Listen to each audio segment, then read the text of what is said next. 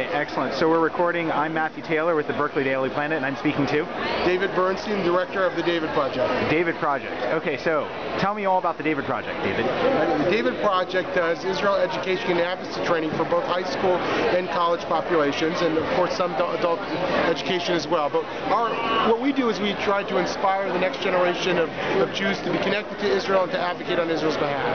Okay. So how does the David Project fit into the anti-delegitimization campaign here at the General Assembly? Sure. Well, the whole thrust of the delegitimization campaign is to find different segments and different networks in the larger world of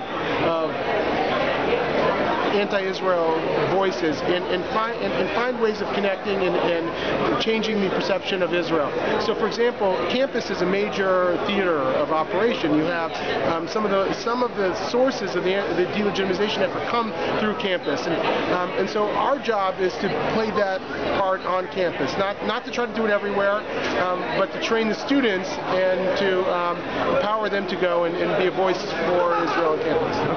Okay. Now tell me, who is Dr. Delegitimizer? Yeah, Dr. Delegitimizer is a mythic figure we're going to be bringing to the GA. He's on his way here right now, and he's going to be standing here dressed in full drag, and people will be able to talk to Dr. Delegitimizer and try their hand at opposing him. So it's like a role play. So you're going to have people pretend to oppose Israel. Or he's going to oppose Israel. Oh, no, okay. Oh, he's going to oppose Israel. And they're going to try their best to try to convince him that he's wrong. Okay, so Dr. Delegitimizer is playing the role of the delegitimizer. Exactly. Okay, all right. Exactly. So, got it. Okay. Exactly. So, yeah. So what? I mean, why don't we do that? Right? Can you give me an example of that? Like, what kinds of things would Dr. Delegitimizer say that we would have to convince him out of?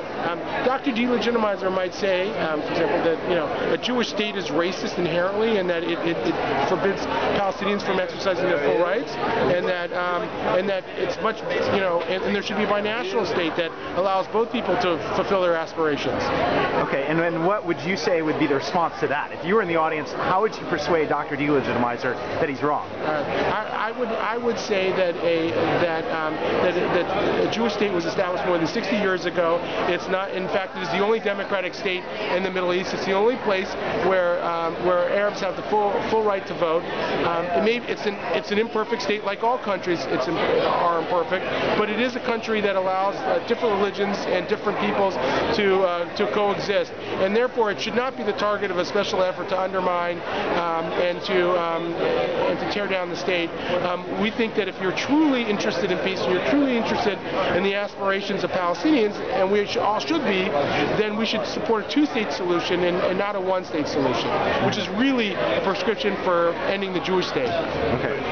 So speaking along those lines about the two-state solution, okay, so how about I'll role play Dr. Delegitimizer for a second, and you respond to me, because I've been following this stuff very in depth. And so one of the criticisms that I see a lot, okay, about the two-state solution is that all of the settlements that are being built in the West Bank, all of the land that's being taken from the Palestinians to build settlements, makes the two-state solution impossible, and therefore that delegitimizes the whole idea that Israel is interested in a two-state solution.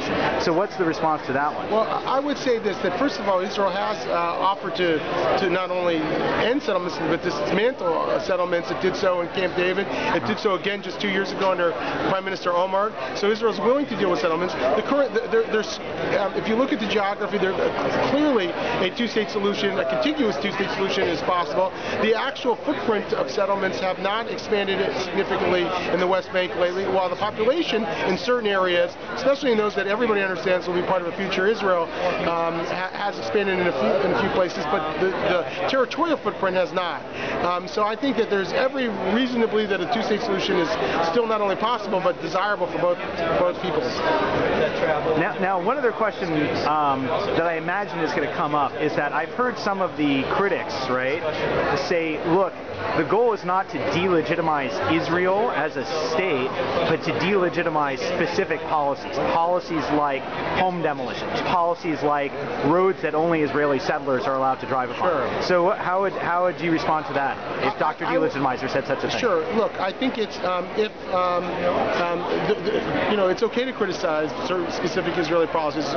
Delegitimizing is a strong word for it, but there should be a vigorous dialogue about some of those policies. I think that if you put them in context, they're certainly more complex than simply home demolition. There's a demographic battle going on between Israelis and Palestinians about the future of Jerusalem, and some of the dwellings that Palestinians have built are in areas that they had, they weren't zoned for it, and so it's understandable that they're not just going to be able to stand forever. But again, it's a complicated situation, it's a complicated policy, and there should be free discourse over those things. But that's different than what's actually happening. What we see is coming from those who want to delegitimize Israel is not just criticism over those policies. It's a much broader and more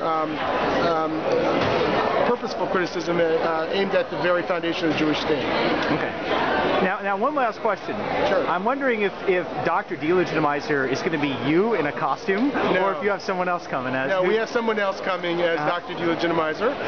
It is a colleague, and he'll probably do a much better job than I just did in answering. Okay. Well, I'll come back and meet him. So yeah, he'll be around, and we would encourage you to get a chance to meet him. I'll definitely do an interview with him and see how that goes, and it'll be interesting to see the crowd interacting with the doctor. Fantastic. Okay. Thank you very much, Thanks, David. Matt. All right.